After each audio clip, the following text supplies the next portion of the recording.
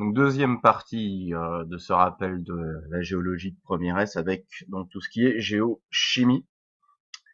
Géochimie où on va parler donc de minéraux qui sont des cristaux définis à la fois par une structure en 3D et par une formule chimique, et les roches qui sont souvent, lorsque nous en parlons, donc des assemblages hétérogènes donc de plusieurs minéraux.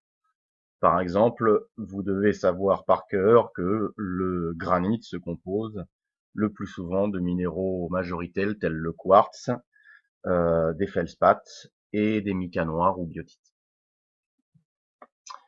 Pour recommencer du commencement, donc, vous avez peut-être évoqué en AP ou en cours que la Terre, et vous le réévoquerez sinon en spécialité SVT cette année, la Terre, en fait, s'est formée à partir des restes de l'explosion d'une ancienne étoile, et s'est formée par l'agglomération progressive de petites parties minérales qui ont formé donc ce que l'on appelle communément des météorites et qui elles-mêmes par effet boule de neige se sont à leur tour agglomérées pour former donc un décor gigantesque et très chaud à cause donc de la chaleur du bombardement météoritique qui ont donné les futures planètes rocheuses dont la Terre. Ceci s'est passé donc il y a 4,6 milliards d'années. Et donc l'intérêt de connaître ce scénario, c'est qu'on peut dire que finalement la chimie moyenne de l'ensemble du globe est celui d'une météorite telle qu'on peut en trouver dans le système solaire encore aujourd'hui. Et les météorites majoritaires dans le système solaire, ce qu'on appelle des chondrites. Une chondrite, ça ressemble à ceci. Et on voit des petits globules. Ce sont ça, ce qu'on appelle les chondres, des choses rondes qui sont en fait des agglomérats de minéraux. Où on reconnaît les yeux exercés et reconnaîtront peut-être ici en lumière polarisée une olivine, très fracturée, avec des teintes de polarisation donc dans des couleurs très vives, et puis aussi des zones sombres ici et qui resteraient sombres quelle que soit l'orientation du microscope. Alors, il ne s'agit pas là de verre volcanique, mais carrément de fer, car on connaît aussi d'autres types de météorites qui sont des achondrites et qui en fait, pour simplifier, sont un petit peu les deux faces séparées d'une chondrite, c'est-à-dire d'un côté le côté pierreux, ici une achondrite pierreuse avec 3 R, et ici donc la partie purement métallique, une achondrite ferreuse. Alors comment la séparation peut-elle se faire?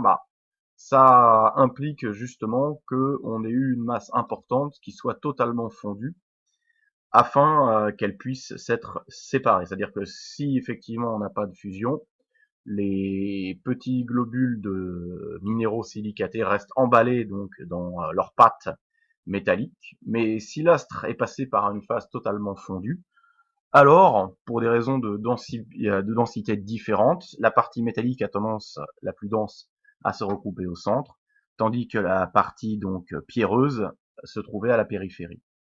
Et concernant la Terre, donc, le manteau, on sait, est totalement pierreux et le noyau totalement ferreux.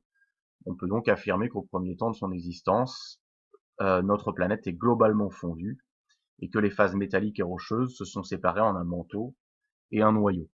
Je vous en reparlerai pour ceux qui font la spécialité SVT.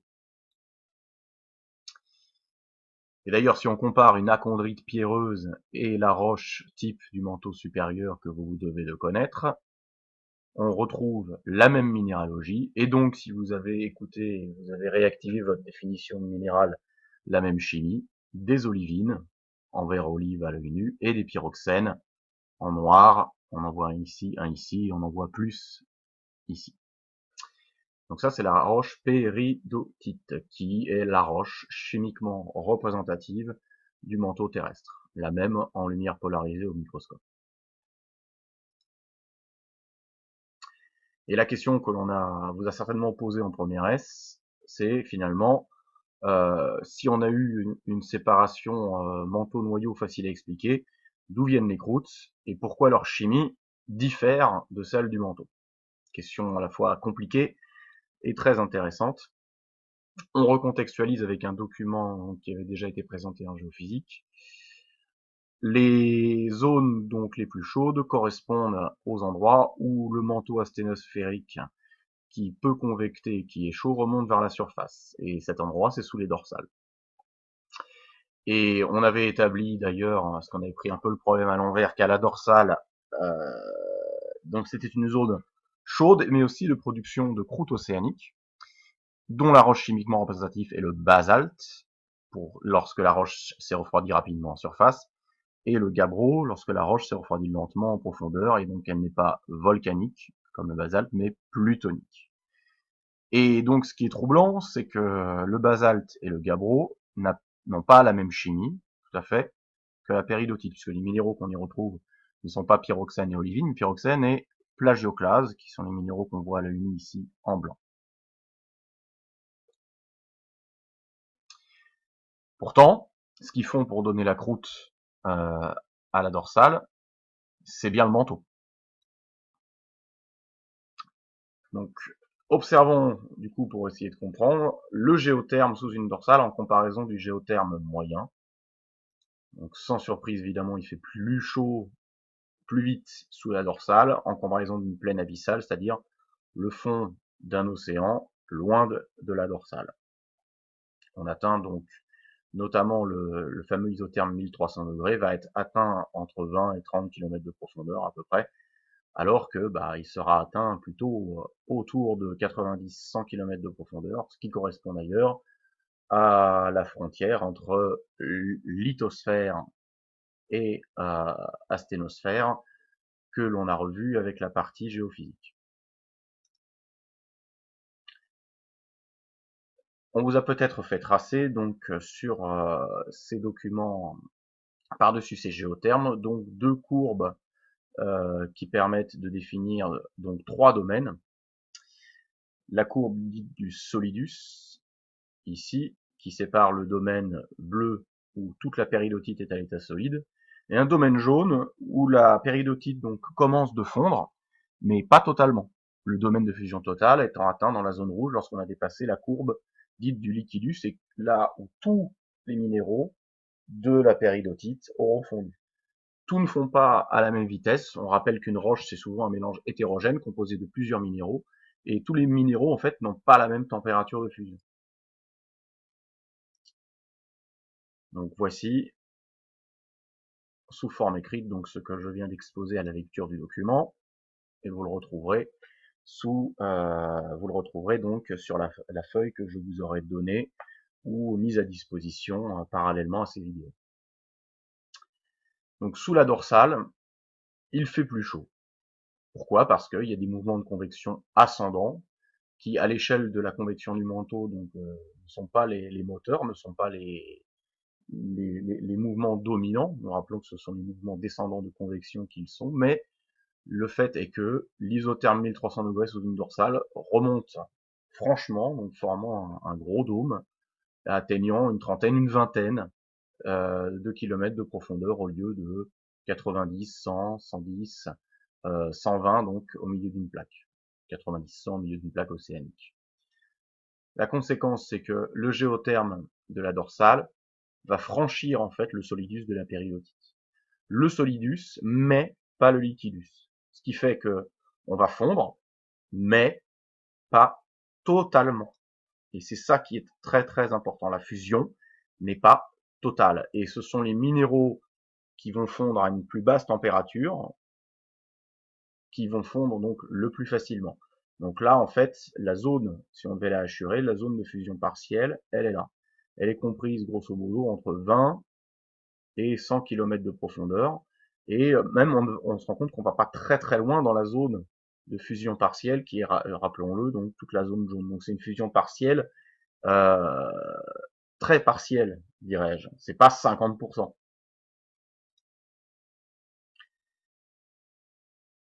Et donc, les températures ne permettent de faire fondre que partiellement la péridotite. Et 10 à 15% de fusion, alors il sort d'où? Il sort pas tant du graphique que d'une activité que j'avais fait avec mes élèves l'an dernier et que je vais vous représenter rapidement. Et donc, comme tous les minéraux ne fondent pas tous à la même température, dans une péridotite, donc les pyroxènes fondent d'ailleurs de façon beaucoup plus importante que les olivines en bilan, et le magma qui va s'échapper de la péridotite, comme la fusion n'est que partielle, ne va pas avoir une chimie de péridotite, Parce que la chimie de péridotite, c'est plutôt une dominante qui permet d'avoir plus d'olivine, 80% à peu près, que de pyroxène. Et finalement, ces proportions vont être grandement inversées et les minéraux que l'on va obtenir au refroidissement de ce magma vont être différents dans le cadre d'une fusion partielle. Alors je vais vous remontrer rapidement donc dans son contexte ce que l'on vient d'expliquer théoriquement avec les géothermes et les solidus et les liquidus, avec un exemple en France, en Corse plus précisément, d'observation donc à l'air libre. Alors comment est-ce que tous ces morceaux de manteau donc dont je vais vous parler sont remontés à l'air libre? On verra cette année en géologie de la croûte continentale. Donc on peut observer en Corse, au Monte Maggiore plus précisément, donc une zone correspondant aux ophiolites, c'est un terme que nous étudierons cette année. Et dans les ophiolites, en fait, on trouve dans les chaînes de montagnes, ce sont des restes de lithosphère océanique. Et ici, donc, la lithosphère comprenant le manteau supérieur lithosphérique et la croûte, on trouve des morceaux de manteau. Ce qu'on appelle une lerzoïde, qui sont en fait des péridotites, ici donc altérées parce qu'à l'air libre depuis un moment, où donc on aura une minéralogie classique, pyroxène, plagioclase. Pyroxène, olivine. Mais aussi donc quelques plagioclases qui semblent imprégner la roche. Alors qu'est-ce que j'entends par imprégner? J'entends ceci, c'est-à-dire qu'on retrouve donc là ici surtout des olivines qui ne sont plus très très vertes. Et puis, donc autant les olivines semblent avoir donc leur forme ronde, craquelée, etc. Des minéraux clairs donc qui sont des plagioclases, feldspath plagioclases, qui semblent remplir comme des trous, comme si il y avait eu une fusion et finalement une reformation sur place.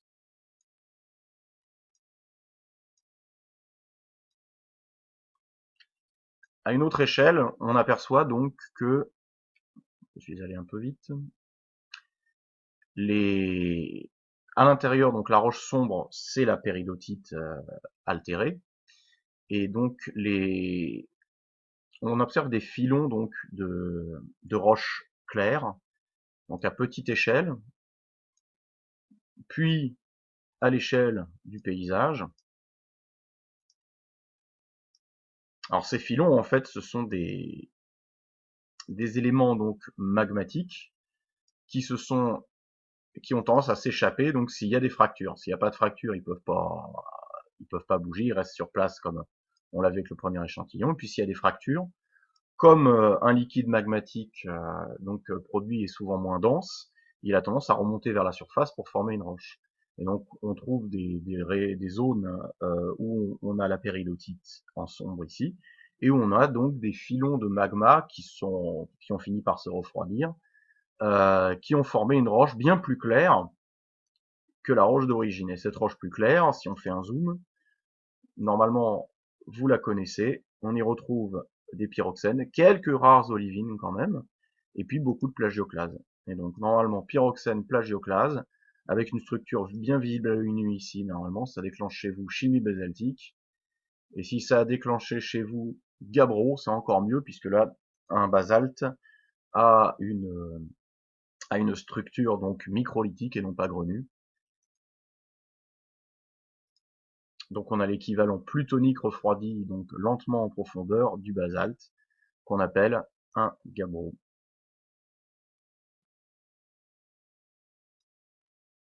Et alors, d'où vient le pourcentage de fusion que l'on a donné tout à l'heure, qui est de 10 à 15% de fusion de la péridotite sous la dorsale, ce 10 à 15% de fusion donnant donc un liquide plus clair à chimie basaltique, et bien il vient d'une activité que l'on a fait avec le logiciel Mesurim l'an dernier, où lorsque l'on colorie donc les parties claires qui correspondent aux parties à la jonction des grains donc qui ont fondu pour la péridotite qui se trouve en dessous de la dorsale, et ben lorsqu'on fait une détermination de surface, on obtient justement à peu près cette valeur-là.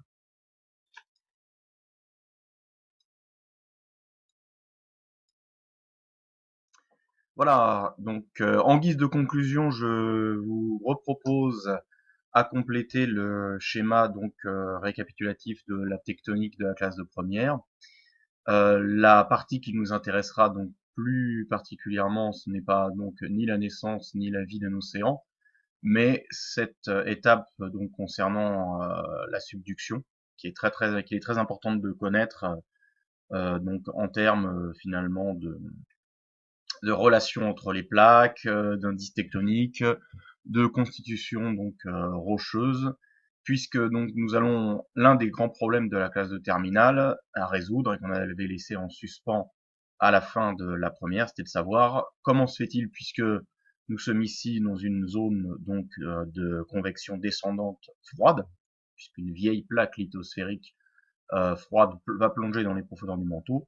On a pourtant, il y a ici des petits volcans qui l'attestent, un magmatisme important en zone de subduction. Donc, quelle est l'origine de ce magmatisme?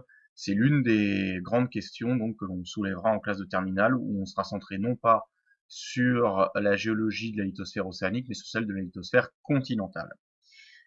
Une dernière. Donc le schéma précédent, je peux vous le remettre à disposition à simple demande. Et donc voilà, en fait, pas de dernière chose, c'est la même chose. Cette année, nous verrons entre autres comment se forme la croûte continentale et pourquoi celle-ci a une chimie granitique.